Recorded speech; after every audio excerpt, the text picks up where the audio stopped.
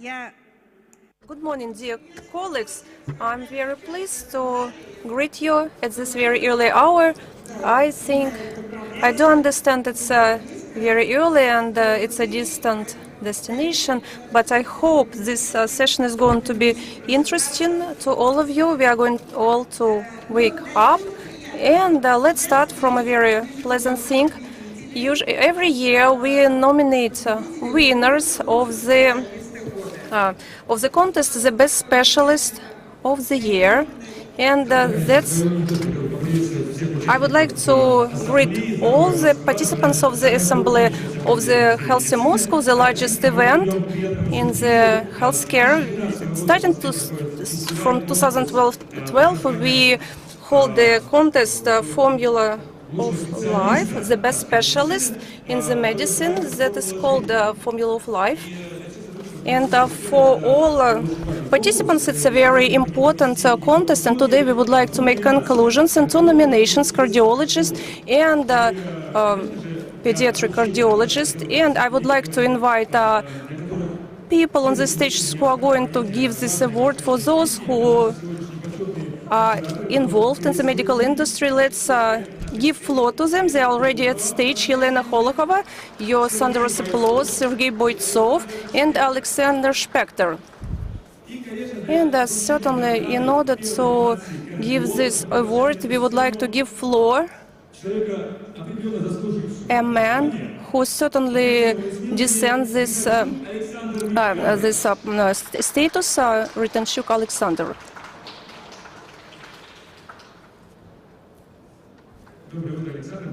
Hello, Alexander.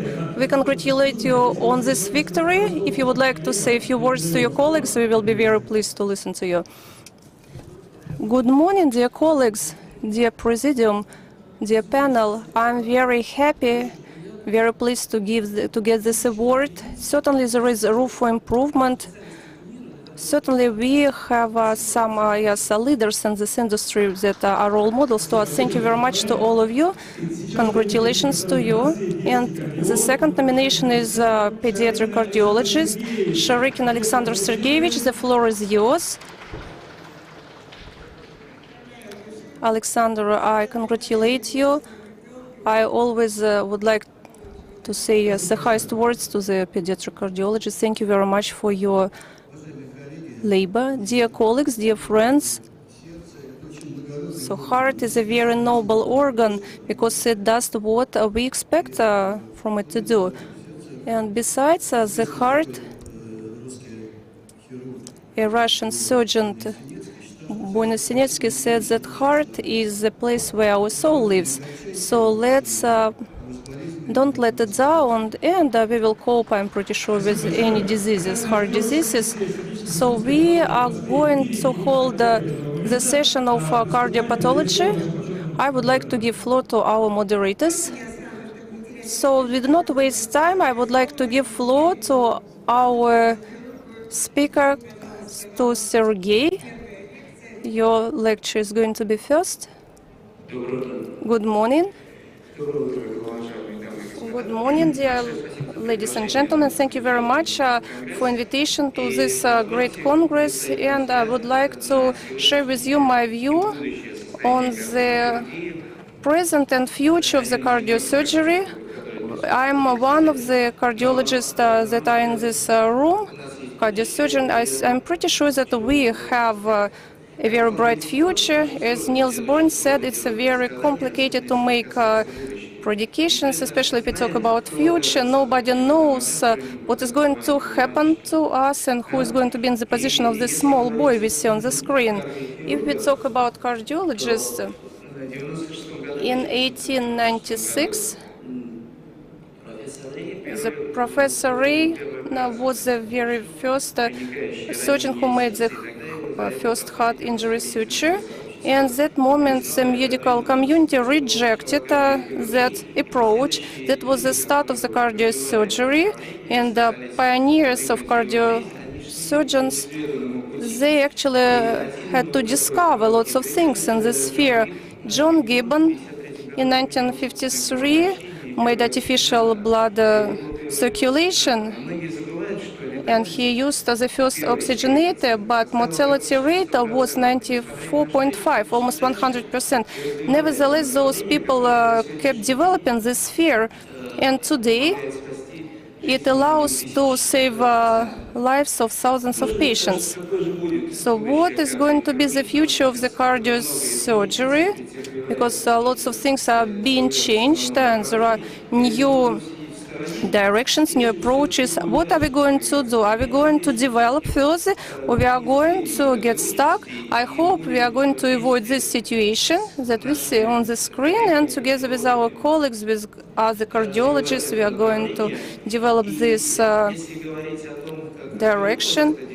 Talking how it developed. So first it were surgeries on the open heart, then minimal invasive surgery took place. Today we witness endovascular cardiosurgeries and in cardiologists. That includes patients with various pathologies.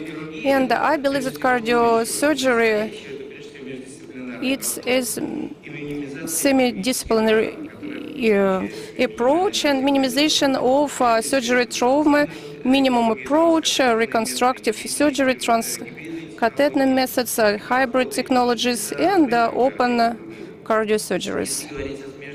If we talk about the second approach, we can divide here a few things. First of all, we are talking about heart pathologies that allows to treat pathologies we see on the screen, like of heart failure,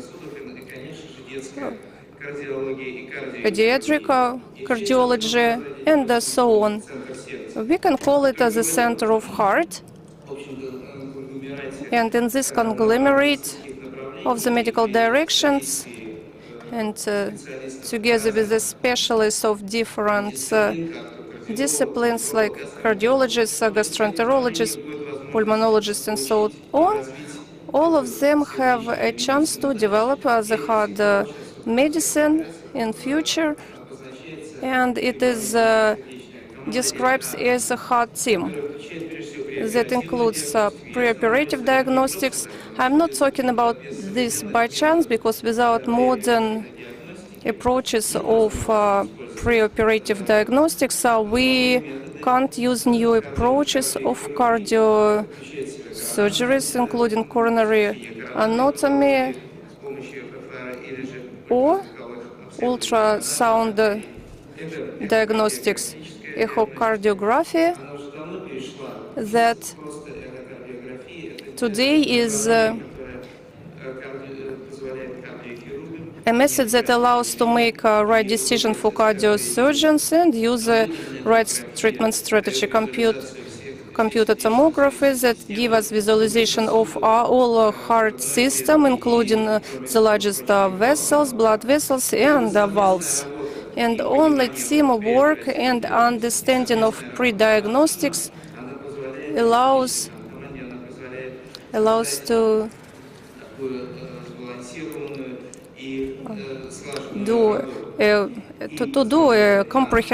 get a comprehensive results and allow to use minimal invasive approaches. We are talking about small cuts, like left anterior thoracotomy, right anterolateral thoracotomy, hemisteronotomy, right anterior thoracotomy, and so on. All those approaches make it possible to treat patients with valve and coronary pathologies. It allows to make decisions regarding endovascular approaches that I'm going to cover later. If we talk about minimal invasive trauma, first of all, we should talk about outer coronary bypass. Here we see, if we look at this chart, we see the patency rate and invasiveness of various approaches, various interventions. And certainly, talking about invasiveness,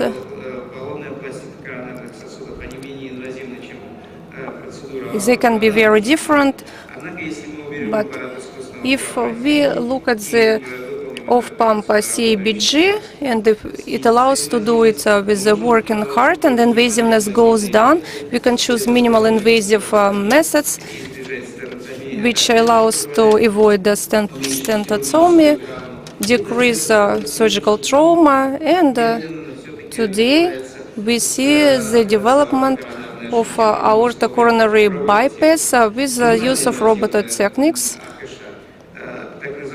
minimum invasive mid-cap surgeries. Here we see the instruments that are being used. Left corotomy that allows to make bypass with a minimum invasion with the operating heart without using artificially blood circulation equipment. And on the left, we see a picture of LAD, anastomosis.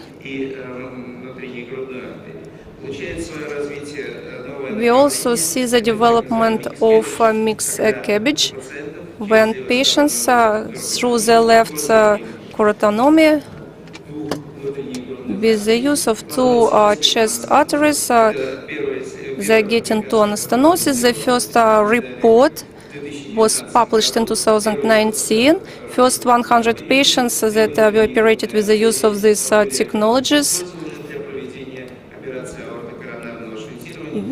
We operated with this approach, and here we see the cosmetic effect of the surgery. This procedure allows to do the full revascularization of 2 or 3 vessel lesions and use arterial grafts.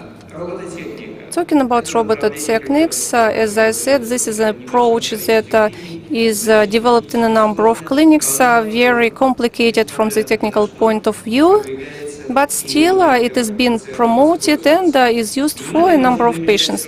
If we talk about minimum invasive interventions for valve lesions, first of all, we are talking about minimum invasive surgery of the valve.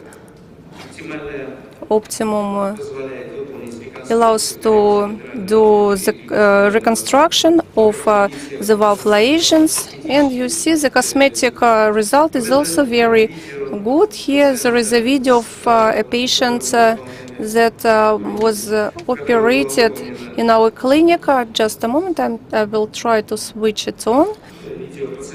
So the video of the patient that got reconstruction of the mitral clapon.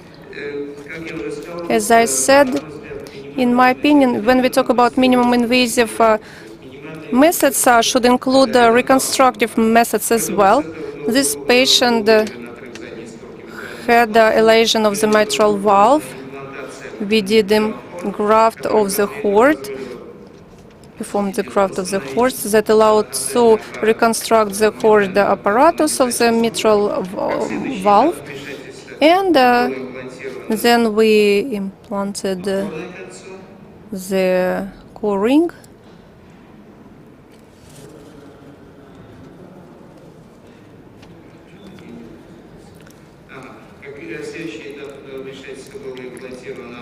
So we implanted the core ring that allowed to do reconstruction of the mitral clapon with the prolapse of the mitral valve.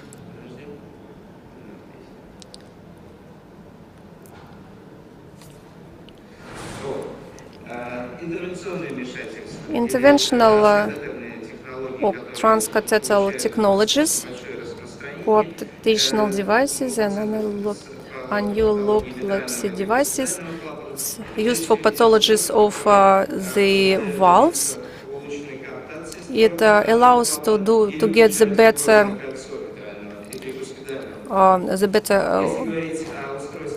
talking about the devices that are used.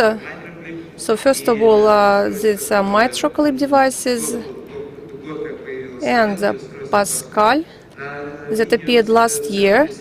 At the center video, you see that these devices make it possible to connect two sides of the valve.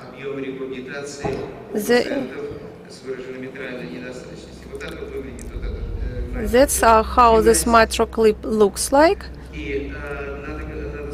And we should say that this intervention is done with the patients of higher risks. Here we see a patient with a hard dilation of the valve, with a prolapse of the valve.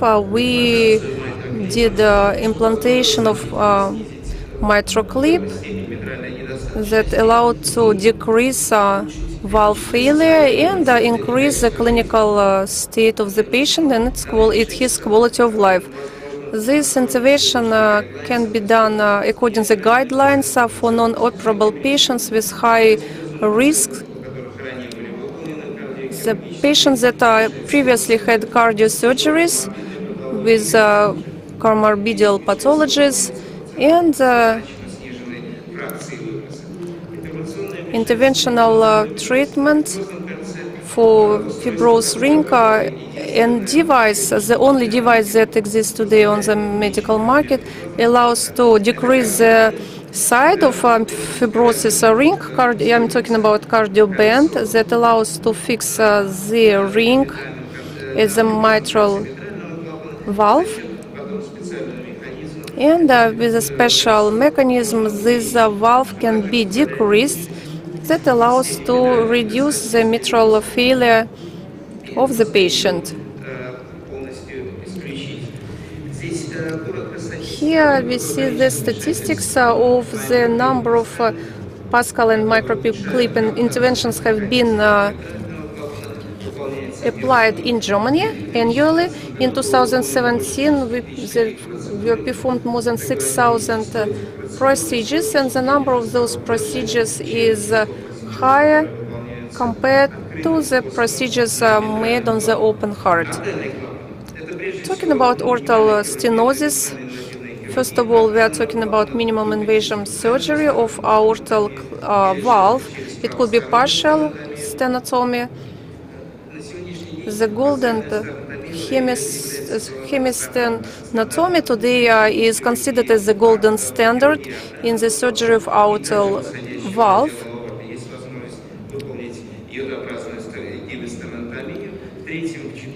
We can perform hemistenotomy that allows optimal visualization of the valve.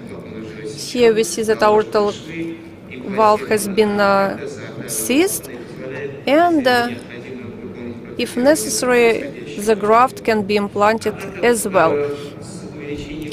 With the high with a high number of elderly patients, certainly we have more cases when surgeries can be performed due to certain pathologies.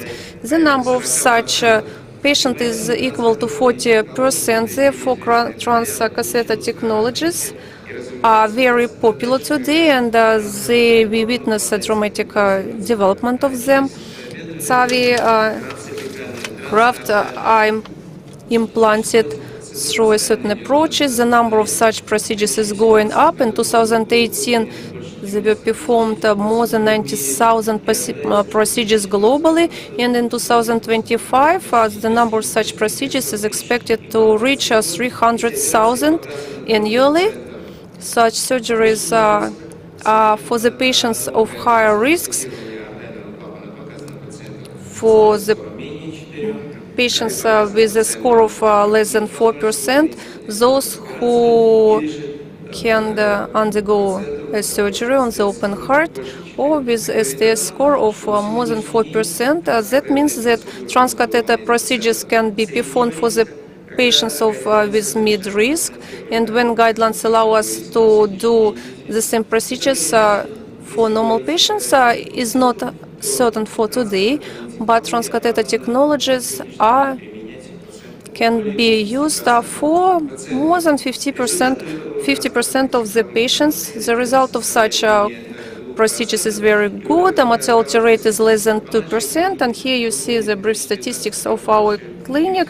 You see in 2019 we performed more than 972 TAVI procedures, and number of such patients is going up, while open heart surgeries rate is still constant. Here we see a video of accurate neo when a self-instanting clapon is being grafted. And the next stage is the valve is implanted in the necessary position. We see that valve opened and being positioned in the fibrosis ring without any paraprothesis fistulas. Transcatheter technologies are used for the patients that got prosthesis previously.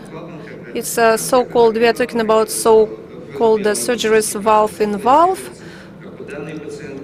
As in this example that of the patients that got a graft previously, here we see a post-surgery result, or they also performed if a patient previously got a graft or core ring, very rare cases in fact.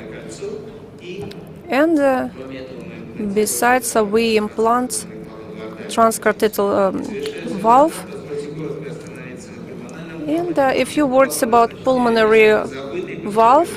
It's half forgotten valve because it's mostly used for pediatric patients. Today, mostly we use Melody Club and CPN3.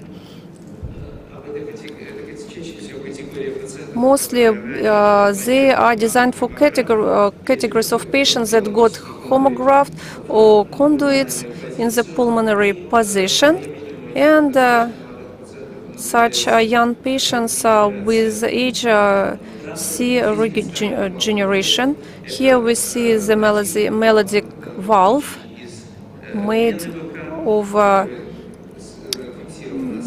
vein, of bull vein, and then it's implanted in the pulmonary position. This patient, due to the and the stent was implanted into pulmonary position, the valve was open, and after that we did the SAPIEN implantation, which restored completely the pulmonary valve function without the use of open surgery or an artificial blood circulation device. Let me finish by saying that the future of cardiovascular surgery is about the heart tip, it's about the minimal trauma, minimally invasive reconstructive surgery, hybrid transcatheter technologies. Open surgery still has its place to be and will also develop. Thank you for your attention.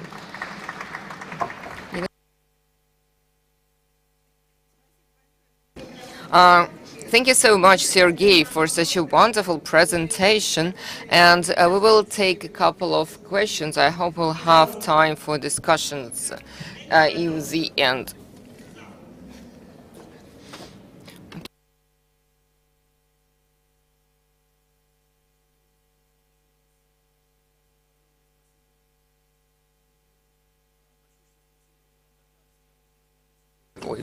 So thank you very much for your presentation. I have a question. From your presentation, we understand that implantation of aortal cup doesn't replace open surgery. We just have more patients for more diseases. What happens with the mitral valve? The device which is used for mitral insufficiency failure, do they replace or complement surgery? And what are the prospects? Thank you for your question. I believe that the devices which are available for endovascular devices for the mitral valve malfunction, they only complement surgery. And there are no prostheses, transcatheter prostheses, which can completely, adequately replace implantation of prostheses and can it can provide for complete functioning of the mitral valve. There are lots of prototypes, but none of the valves, to be honest, is not completely replaceable. And everybody is just promising the prosthesis which will completely solve this problem, but currently we don't have such prostheses. The devices that I've shown to you, Microclip and Pascal, they cannot be comparable with open surgery in terms of the outcomes. There is remaining mitral valve failure for some of the patients, and we cannot get to the optimal effect like for open surgery, but that's the method which can be used for patients of high risk for whom open surgery is not an option.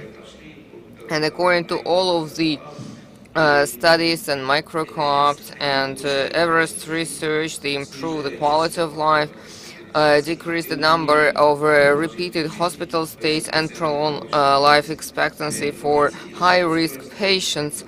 That's why these devices should be and can be used for comorbidity patients. Thank you. It's one of the most important topics which was raised. Maybe we could continue later on. I would like to give floor to Dmitry Skripnik, and he will speak about endovascular treatment of heart attack.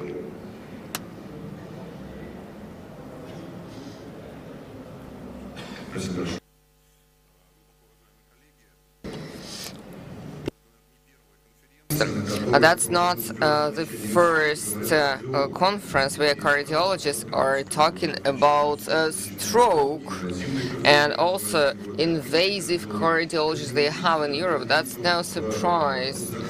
I hope that you will understand why this is happening. And I will speak what I'm going to talk about. Today we have different specialists here in the room. I will speak about stroke, for whom we should use endovascular means, how it works in Moscow, because here we are probably one of the megalopolises which goes in parallel with the rest of the world. We are also developing our endovascular network, and what's new here, for any acute condition, there are networks established globally, like trauma network, and endovascular network was established for stroke. And why we need this network? And this is the occlusion of big cerebral artery, which causes neurological deficit, and there are the tissues of brain which can be saved, and behind that there is very complicated diagnostic. In order to get to the operating theater, the patient needs a quick and complicated diagnostic in the hospital with the identification of occluded artery, and he needs to get to the right hospital where this work is well established, and that's an important emergency stage. And Moscow took the mothership with a network of hospitals which know how to treat endovascular patients, how it works in Moscow, pre-hospital selection. And we took LA motor deficiency scale clinical data. We get a pool of patients, and where we have our patients, and they get to intervention center and interventional center,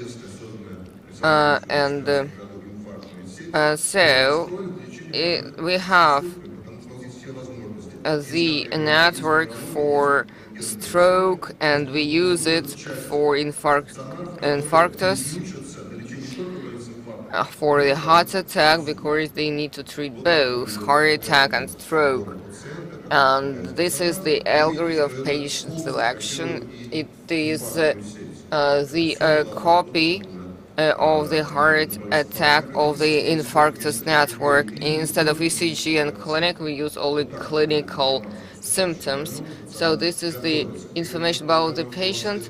The hospital, they get ready for such a patient. That's new in Moscow.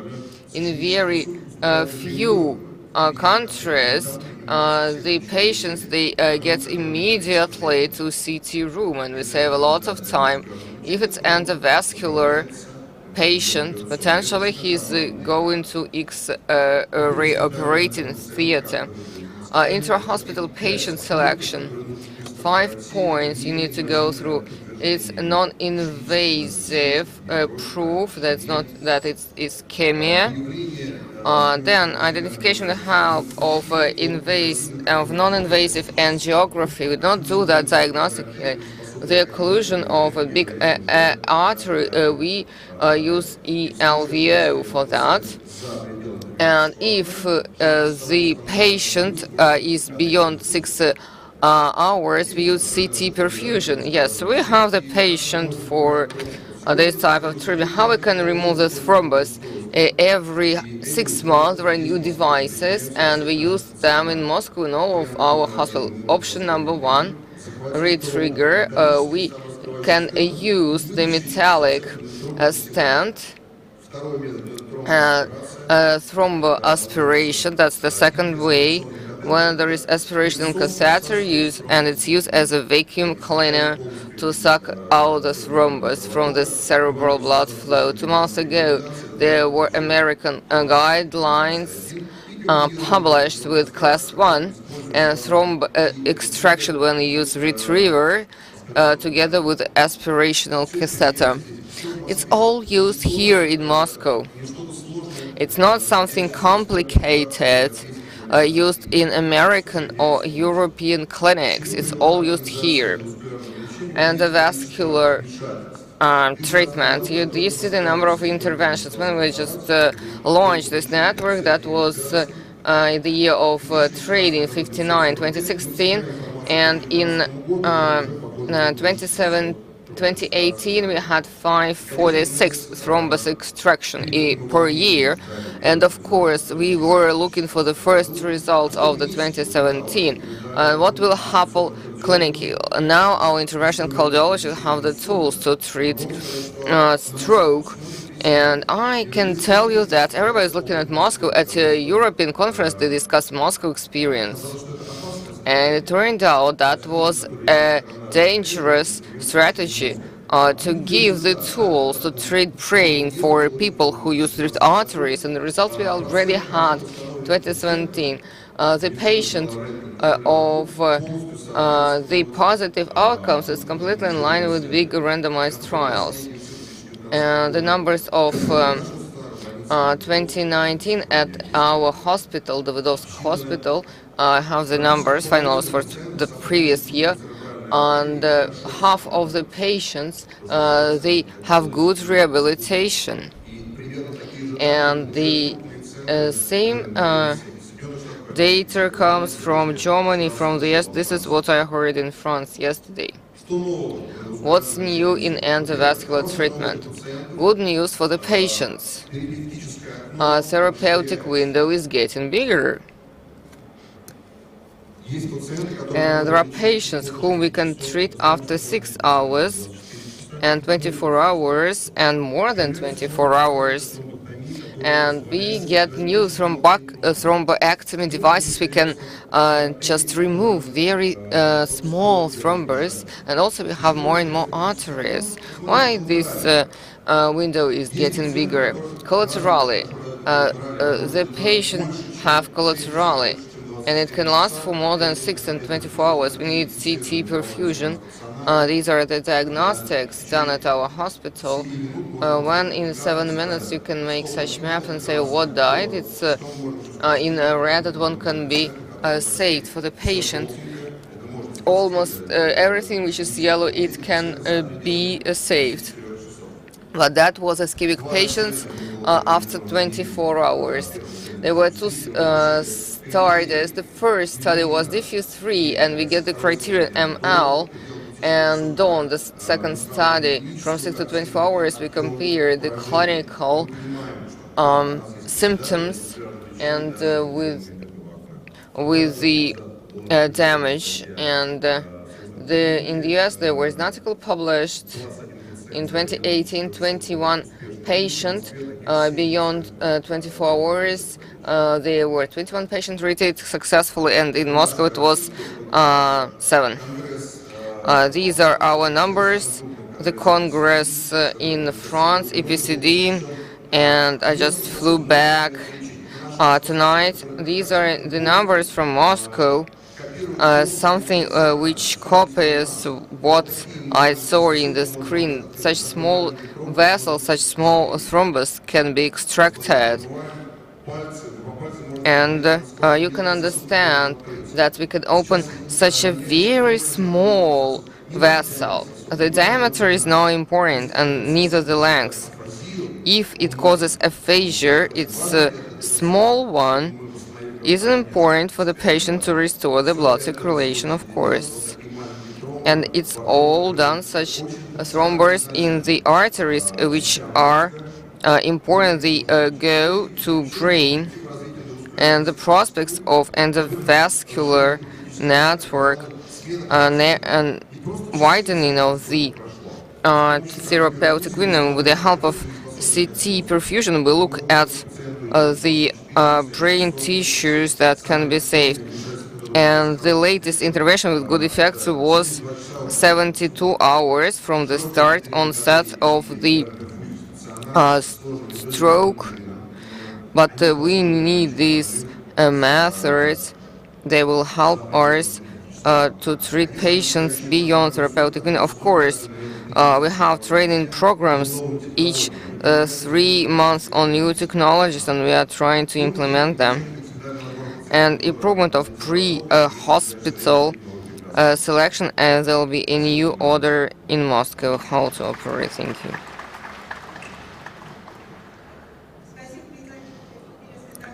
Thank you, Dmitry, for such a great presentation. No questions?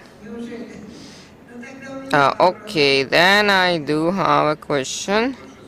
Dmitry, wonderful results indeed. And this is what we should aim at. And large scale in Russia, of course, that's not going to happen quickly because of different non-medical reasons, geographical, economical, and so on. Going back to what you spoke about, now the main problem is the size of therapeutic window. Tell me please, on top of collateral factor,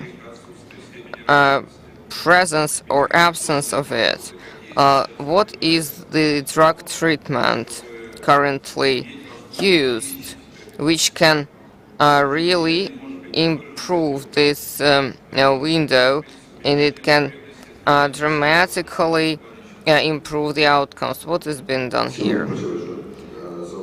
Thank you for your question. A medicinal treatment for ischemic stroke patients. This is under-studied topic. And the arterial pressure is very important for such patients. That's not clear which drugs should be used. And we have the hemorrhagic risk and thrombosis of the device which was installed. That's why we are looking for the anticoagulants, for NOACs, and the antiplatelet treatment, how we can improve brain condition. At neurological conference, they were discussing Congrilor. They have Congrilor, so the evidence base is not enough.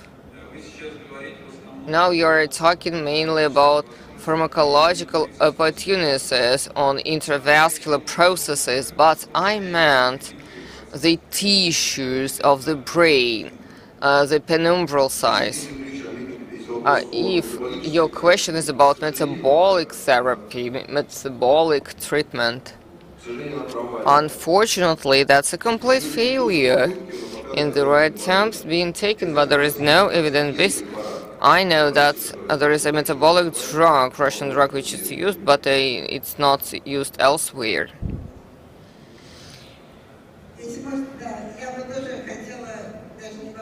And that's not actually, well, probably not a question, but that's I would like you to clarify.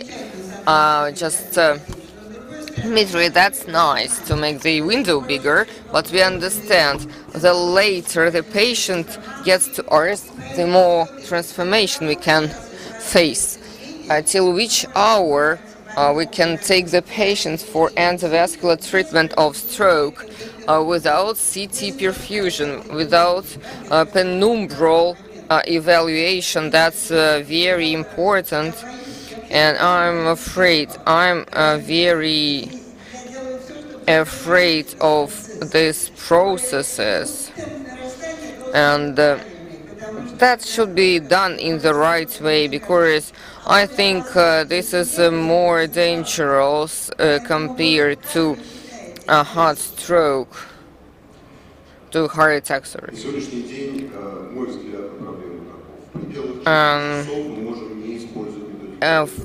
We may not use CT perfusion before 6 hours. These will be patients for endovascular treatment. And after 6 hours, according to evidence base, we need to use perfusion. Hemorrhagic transformation and outcomes of the patient. Here we have Dawn study paradox. If the kidney is right, then the clinical outcome and the complications even beyond 6 hours is the same, like within 6 hours. We just need the case with good collateral. But I would like you to voice that over 6 hours CT perfusion is a must. And the necrotic areas. Yes, thank you very much. And we'll have time for discussions. Next presentation. Patrick. Good morning, ladies and gentlemen, dear colleagues. We will speak about arithmology, more in achievements, forecasts, and plans for the future.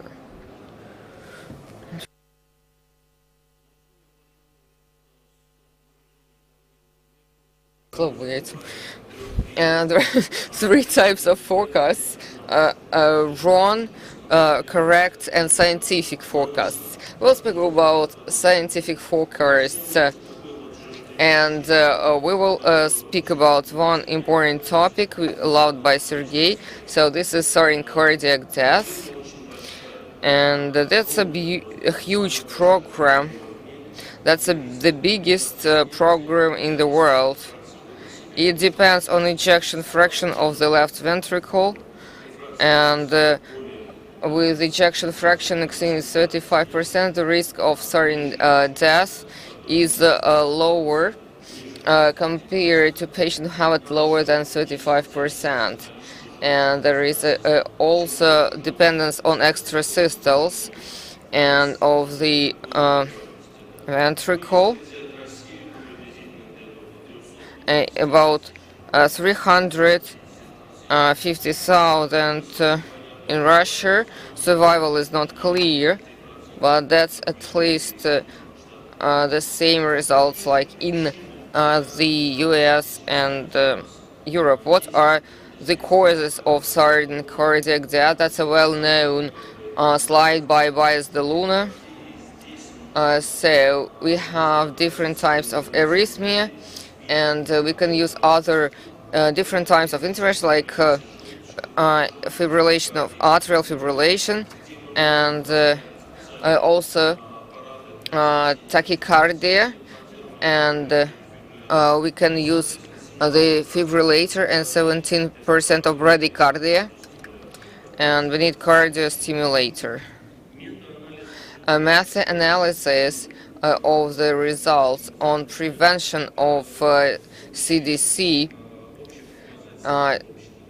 the mortality rate with implantation is about 20%, and that's a very simple subclavicular area. I cannot show it, so the device installed there in a small pocket. The electrode goes through the vein inside the heart, and on the apex or in the right ventricle there are shock plates, and the defibrillators are working automatically to restore the normal rhythm of the heart.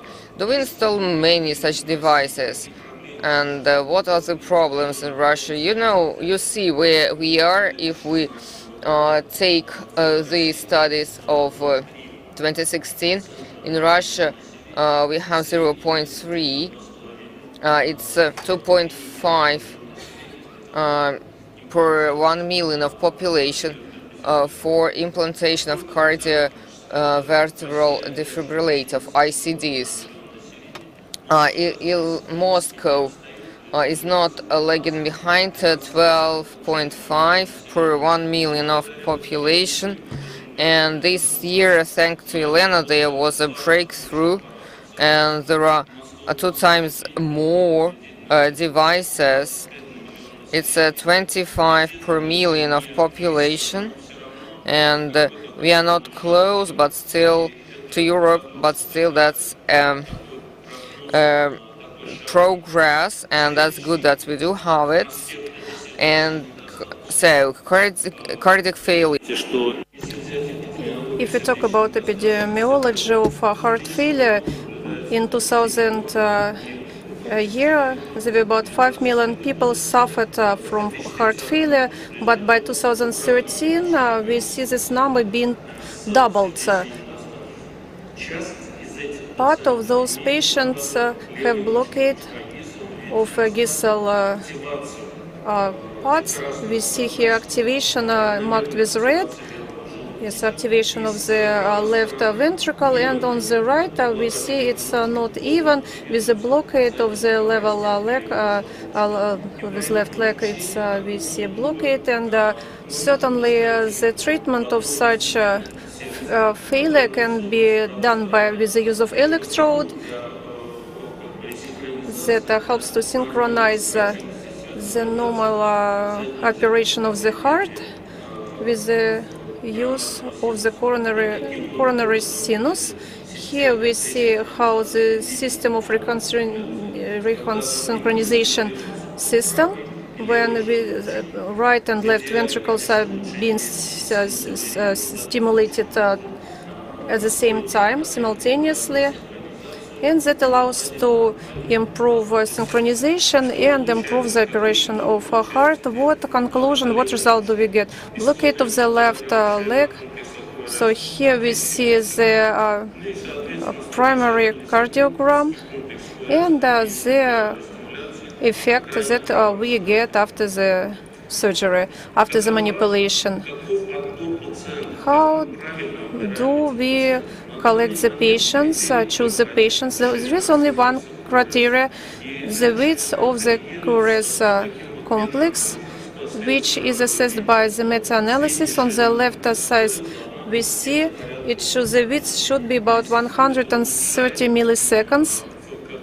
That the wider is the Curies complex, the better, the higher is the risk of the SCD, and patients that got the defibrillator, we see the window got smaller, starting from 120 milliseconds and higher. Therefore, guidelines show that the first condition is 160 milliseconds and higher.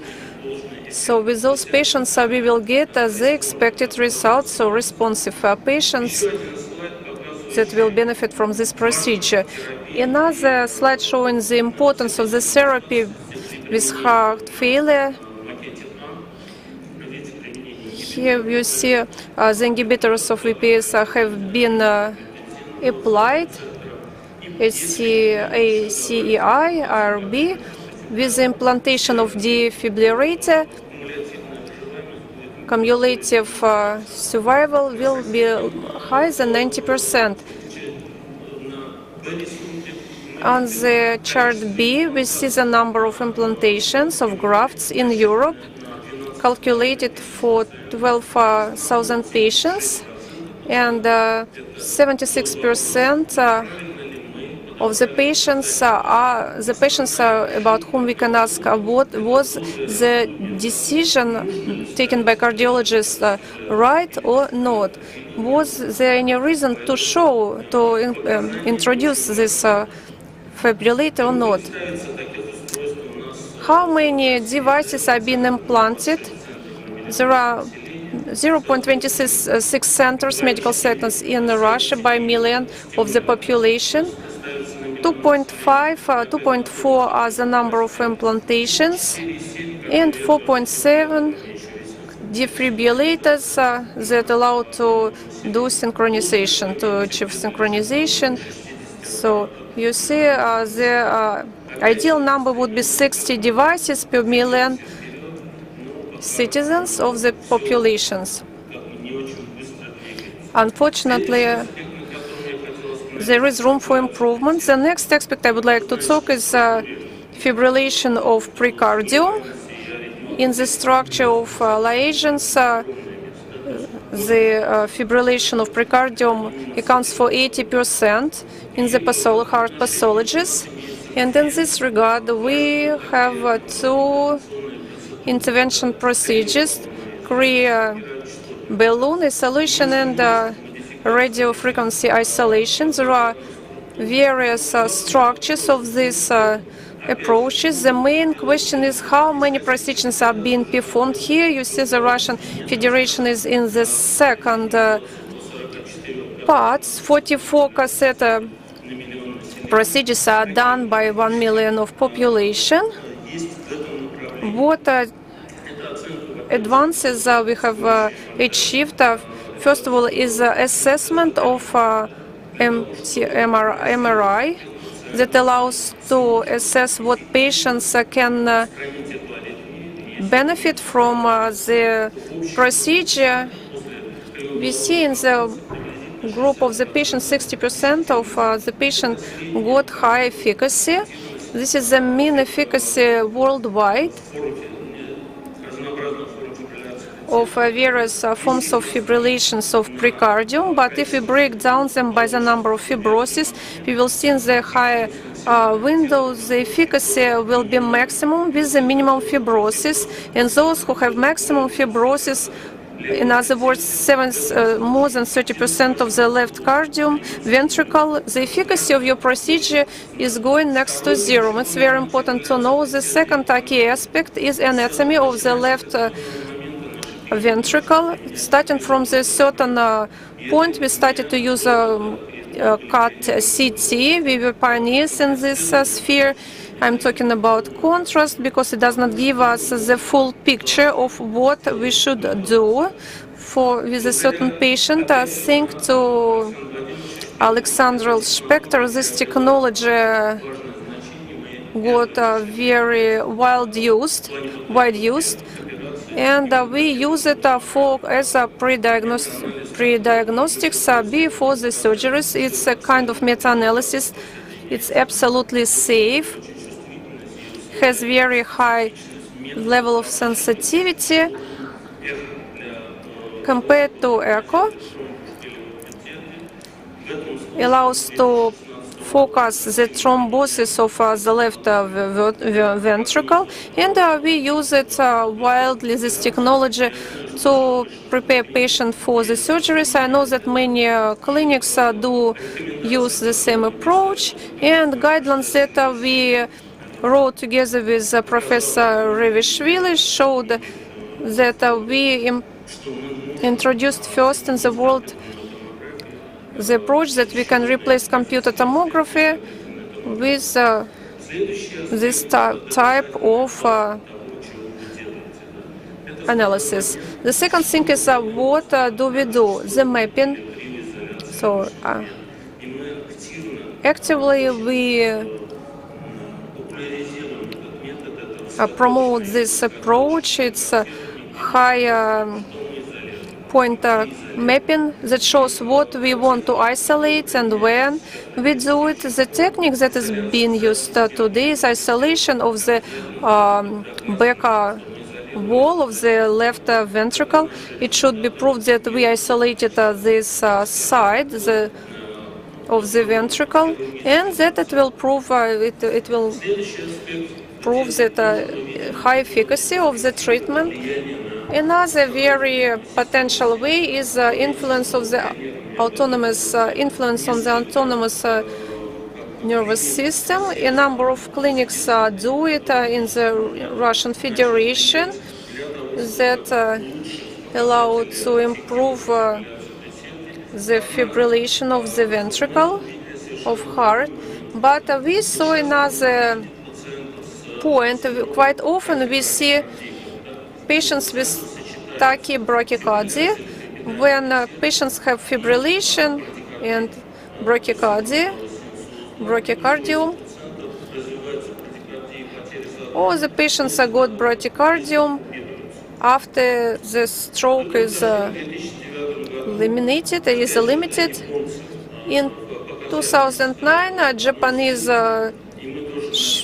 doctors showed results of one study. At the same time, we started to influence on the autonomous nervous system. There was a group of patients that has this pathology after the isolation of pulmonary veins showed very prominent results. From this Japanese work, we see only 8% of the patients got electrocardiostimulator. We develop dynamically in this regard too. We know where these plexus are positions and how we can influence them. Mostly it's the front part of the pulmonary lungs. And we study the function of the sinus nodes. We have about 150 patients with this pathology. We assessed about 130 patients. There were 60 clinical patients in this group, and how the sinus node function is being changed is shown on the slide. We see it's getting better, and only 3% out of 60, which is about 5%, got cardiostimulators, and the rest are treated in the clinic. So we follow up those patients starting from 2015, but we don't have quite many patients with this pathology. Another group of patients with brocardium. In this case, effects are the same, very high. So we influence on the patients that don't have this pathology. Are we within the guidelines or not? Yes, we certainly are. In the Russian and international guidelines, it says that ablation shall be considered as a preferential strategy compared to the implantation of a cardiostimulator. And in American guidelines for tachybrady syndrome, it is reasonable to offer AFib ablation as an alternative to pacemaker implantation in patients with tachybrady syndrome. That's I wanted to share with you today. We celebrate a very big holiday for the fans of Beatles. Today is the International Day of the Beatles, and I would like to congratulate you on the both happy occasions. This is fabulous. We can approach it as a heart team. Thank you very much for your splendid report. Are there any questions? Yelena, do you have any comments? Sergey?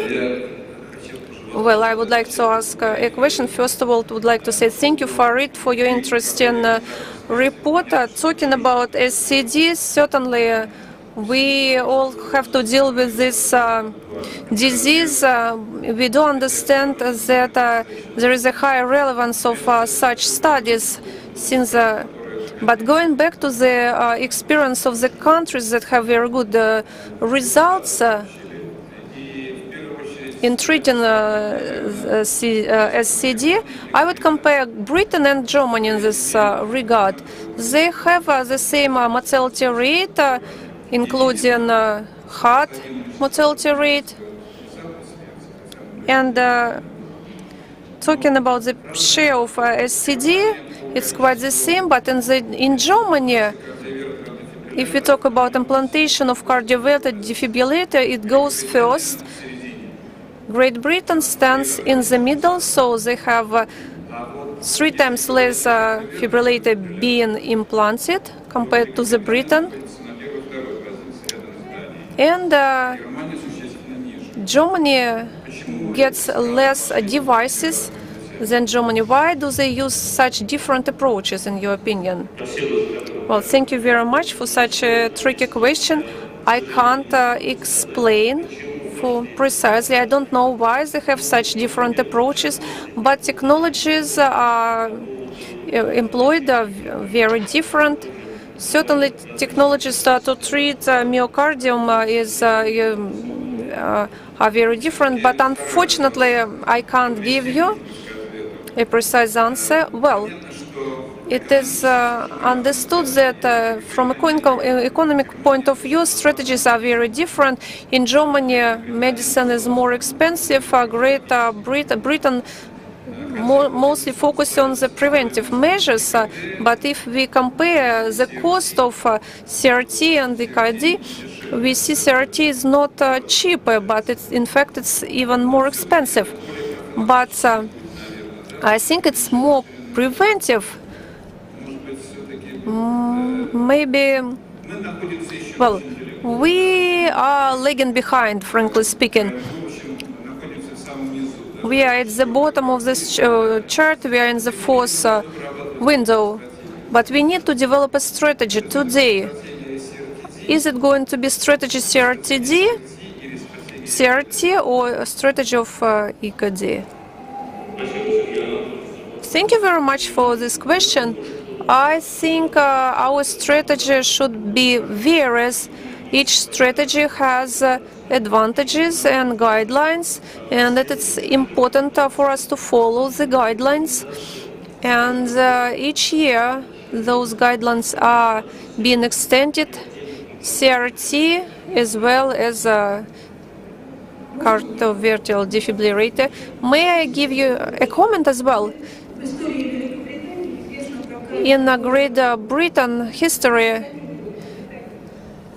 in the healthcare of Great Britain, we know that they had a very high mortality rate in terms of heart failures, and they set a goal to decrease this mortality rate, and they did it in a very short time, much faster than they expected. So the plan was to decrease it in 10 years, and they did it in 6 years. When they analyzed how they were able to achieve such great results in a short term, the first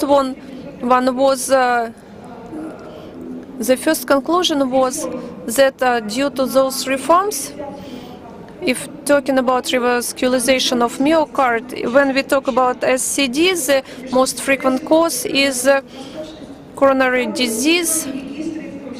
They did registers of implanted devices, including defibrillators. There was synchronizators were not widely used those times. They made registers of inherited syndromes, even though we understand that their role in SCD is not as high as the role of coronary disease. And altogether, it got, I answered to those questions, it got such positive achievements, positive results. And certainly, so various cardiologic intervention were lessened. We are talking about very different causes of mortality. If we talk about mortality from progressive cardiac failure, is one thing. SCD is another thing, but certainly any fatal event is based in visualization of rhythm, and such devices certainly are going to be used, and different devices will be used in this field. But this question is certainly very interesting. but I think that causes are different, but event, the result is the same. Is use of defibrillators is a very interesting thing. Certainly, for any problems, there are different ways of different solutions, and we have to consider various approaches, those that gave very high results both in Germany and in Britain. And how to make such calculations, how to get the right decision? Well, we are going to have a discussion later. I believe that the ways to decrease mortality that are being used, first of all, the revascularization with acute heart failure and efficient ways to treat heart failure and so on. I quite agree with the approach that Irina showed, but discussion requires counter-arguments.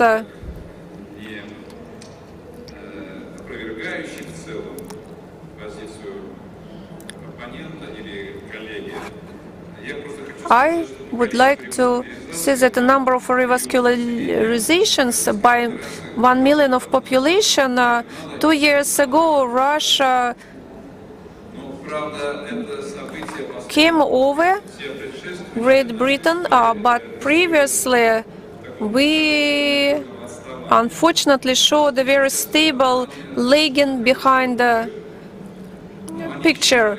We now are getting better, but unfortunately we don't have a lot has to be done. The question is who has to be revascularized without acute coronary syndrome.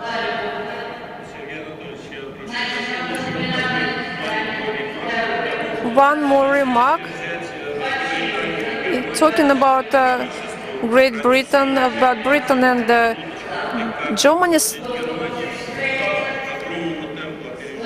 Germany is having many more procedures compared to Britain.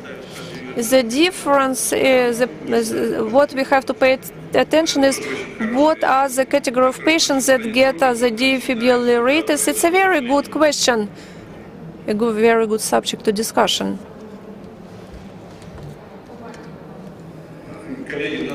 Dear colleagues, I would like to give floor to Elena Yurievna. She is running out, because we are running out of time.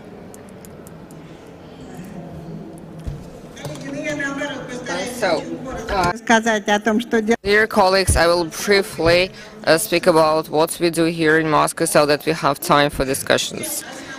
What are the main programs ongoing, from 2013? This is the stroke network and the shock network, heart attack network, and prevention.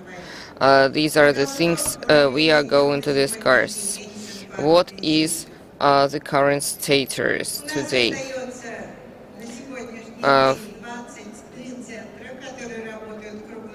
For the heart attack, so we have 23 centers working 24/7. They cover the whole of Moscow.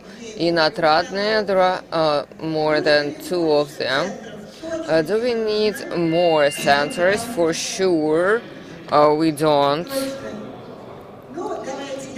So, I'll just show you the pictures. That's hard to speak. It's easier to show the pictures. These are our numbers. You may see such numbers starting from 2013. It's all very typical, and of course we got to a certain level already, and that's why we see such charts and curves. Revascularization is 94%, and it's primary, and in fact we started with 16%. These were no primary patients, just could not understand whether it was primary at 24 hours. Primary revascularization are 94%. I think that's the plateau that we achieve. And for Russia, we need to make it 120% next year. But that was a joke, actually. I think 94% is good. And we need to increase the number of revascularizations even more. Mortality today with a big heart attack, it's a bit less than 7%, which is in line with European numbers. So myocardial infarctus without elevation of ST, and there was a breakthrough for revascularization rate. First we focused on elevation of ST, but today I think that 70% without ST, that's a good number. I would not increase it too much. And mortality numbers seem quite nice to me. How we can further improve that? I think we need to be more careful here. So the number of infarctus patients is going down in Moscow, and that is something which is good. Of course, this is not only the result of primary angioplasty, and also because of more responsible attitude of both teachers and patients, and prevention. Prophylaxis is going down. 2019 there was an incremental decrease, which is nice as well. Another significant thing is the decrease of the number of people who died of acute myocardial infarction. It decreased by more than 4 times starting from 2013 till 2019 when we established the network, and that's a very good result. And there was a decrease, and I was scared by that. These are the results of 2019. I don't know how to further improve our results. Of course, we need to do something later on. These are the numbers of 2019. Efficacy of new programs in 2019, it turned out to be so good. I mean, the results. So, what should we do next? Patients still died, and 1,000 patients who died in 1 year is also a lot. And that should be personalized work with the most acute patients, shock patients. And what else we can do? Sergei and Anatoly initiated the program of creation of shock centers in Russia. And the scheme of treatment of shock. And when we launch this network, it will provide for differentiated approach to treatment of shock. And the shock patients will be hospitalized to specialized centers inside the infarctus network. Those who have the best experience, and we also focused and selected the centers who have experience working with the ECMO, and this is very important.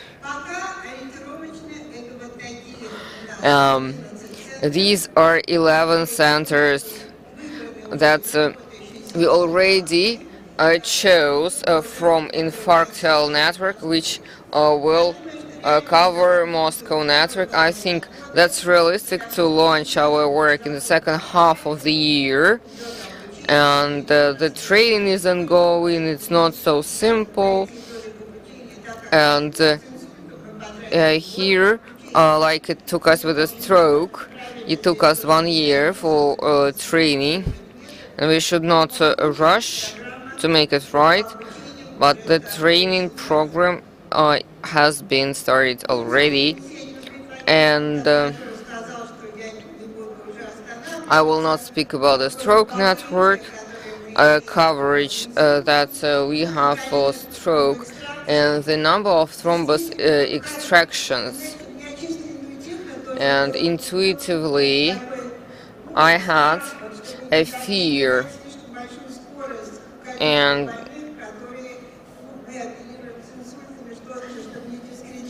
we should not have too many patients. And after that, we discussed this topic with Peter when we met, and he told me that you chose the perfect pace. Don't be in a hurry, because thrombo extraction for stroke it's more complicated compared to heart attack.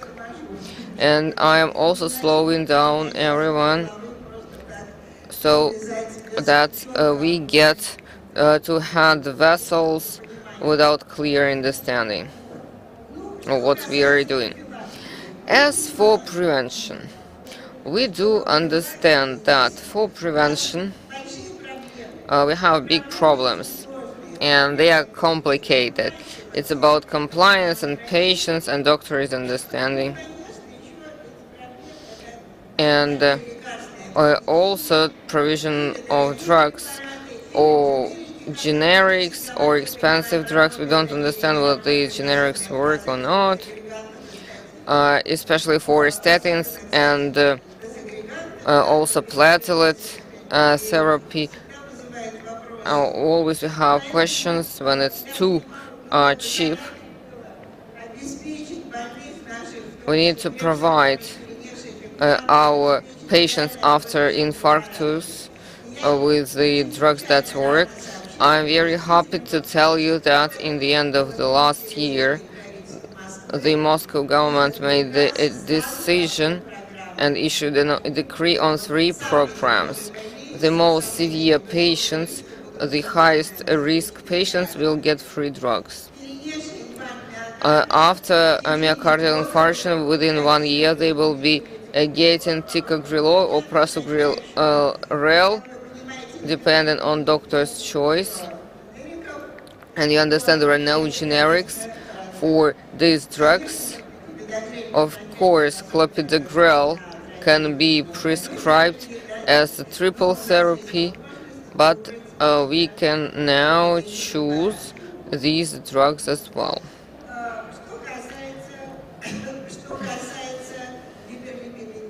As for hyperlipidemia, statins are choice number 1. We did not create statins for free drug provision because these are relatively inexpensive drugs and they can be chosen. Well, there are some technical questions about generics, and statins can be chosen, and the doctor can choose any statin and ezetimibe, or if it's not efficient, addition of the PCSK9 inhibitors. So this is how it's going to work in outpatient clinics. And also now there is very responsible practice. Inhibitors of PCSK9 are prescribed without statins. Of course, that's wrong. They should be used in combination only for the patients which cannot take statins, and then ezetimibe, and if it's inefficient, we can prescribe injection drugs. Now we do not understand the numbers. I will not speak about this cholesterol level or low level lipids, and there are contradictions in European guidelines. 1.8, 1.4, but that's a separate topic for discussion. and it will be addressed personally depending on patient risks and severity for atrial fibrillation patients. Any drug of the three from the list which will be prescribed, of course,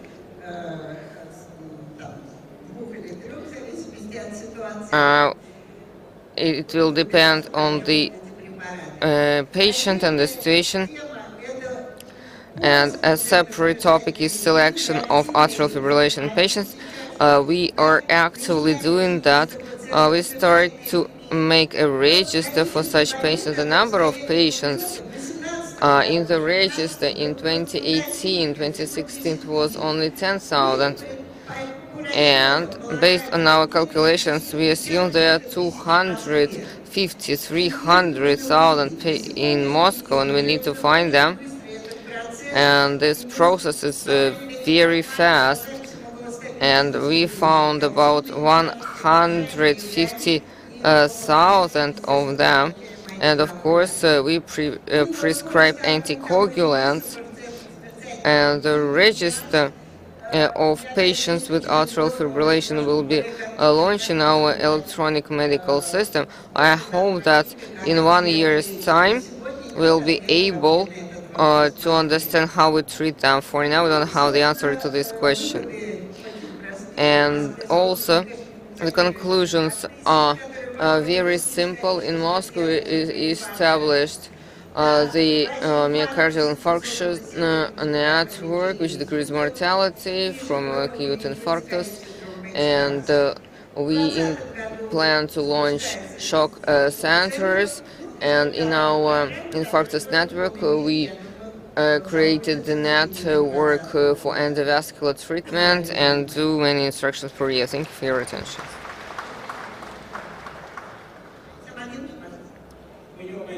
Alexander, I would like to comment about acute myocardial infarction. Yes, we have good numbers on mortality from elevated and non-elevated infarction. Revascularization rate is optimal for acute period, but nevertheless, what else can be done to further decrease mortality?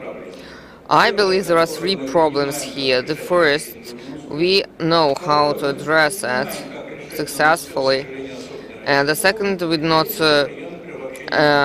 understand how to cope with, but we expect a failure. And the third problem, we don't know how to treat it. Cardiogenic shock. Half of the deaths happen due to cardiogenic shock. And the system of shock centers with the wide use of ECMO, it's not for everybody, and then the mortality will be increased. About 20% of cardiogenic shock patients can benefit from corporal oxygenation and extracorporeal oxygenation, and we hope that it will have its impact. And the second problem, when we know what to do, is training of our wonderful patients. One of the reasons of mortality is a late visit, 3-4 hours. That's one forecast. And if he comes after 3-4 days, so the forecast is much worse. There are ongoing campaigns globally with the use of internet and posters and videos, but unfortunately that's very temporarily. In fact, it gives very minor improvement. So it's clear what should be done, but the effect is not significant.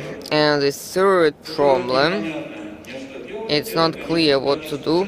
It's the quality of generics, expendables, and so on.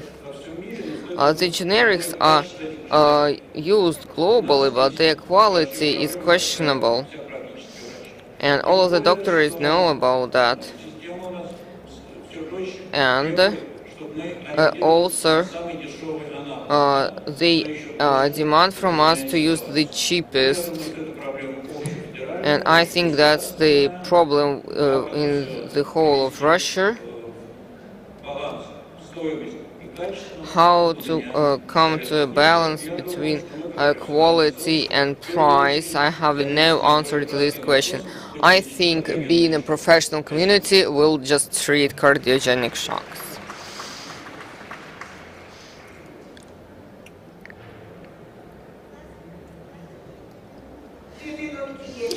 We have 2 minutes left. Questions?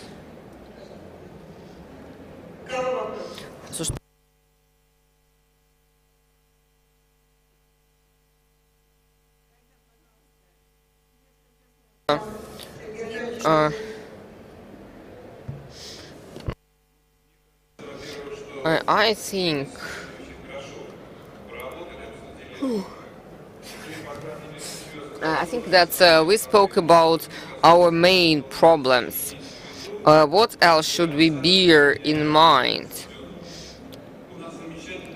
We have wonderful results in Moscow, in Russia, in terms of decrease of mortality, but not the death from. And the difference is quite significant in the country. It varies from region to region. Most patients die not in the hospital, what Alexander mentioned. Another point, the better we treat infarction, the more patients we have with heart failure, heart insufficiency, which are candidates for sudden cardiac death. That's why, despite small contribution of infarction into total death number, strategically Moscow and healthcare ministry choose the right way to go. And I liked Moscow results, not in terms of the number of the interventions done for elevated STs. So the number of patients without elevation, these are the worst patients. They are more elderly, they have more comorbidities, multivascular, and their mortality is higher compared to elevated ST patients. And also we invest a lot into ischemic patients without acute coronary syndromes, and we should focus on these patients, and that should be a selective approach. I like what Elena said, so we found 70%, that was the share. That should be in line with the STEMI patients with low risks, even without elevation. We should not have revascularization. We should do the stress test anyway. I don't know the real situation about the stress test in Moscow. I know about the whole of the country. Elena Alexander helped us to understand what's happening in Moscow. We launched that. That's very important. Talking about breakthrough and new technologies, I would like to wish Moscow to do something else. So, in our country, we have a unique technology developed. It's apheresis, and for now there are no medication. Maybe a PCSK9 inhibitors work, but not to the extent that we need, especially for hypercholesterolemia of in family history. As you may have seen, we do not form part of Moscow network, though we have huge experience. Maybe there are prospects for the future. What I would like to congratulate Moscow on was a wonderful result in treatment of infarctions, in creation of this network. And recently, not talking about historical data, it was very recently, the mortality, which was 19-20%, it decreased by 3 times, by 2.5 times. Of course, this is great success, though the contribution to mortality is not that significant. We understand that that's a very important problem, and what was the impact on the whole of infrastructure and the attitude to patients in general. And this principle, when it started to be used for the stroke network,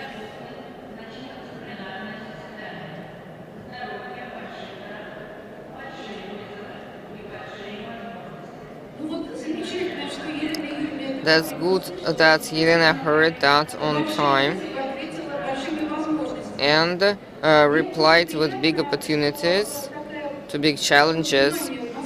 And it's good that we pay such attention in Moscow to prevention of thromboembolic complications for atrial fibrillation patients. I think it should have a very positive impact on complications which lead to disability.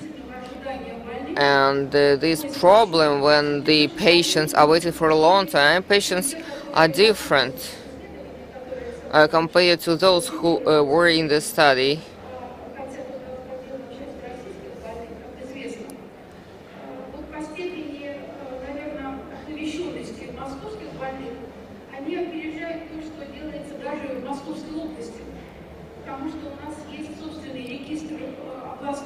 We have our regional register, not only for Moscow, it includes more than 200 patients with elevated ST, and the waiting time is really surprising. What I would like to do, I understand there are lots of problems that were classified by Alexander. I would like to congratulate Moscow with wonderful developments. Of course, not the speed is important, but the speed of acceleration, the rate of acceleration. Wonderful, thank you. Thank you for your kind words.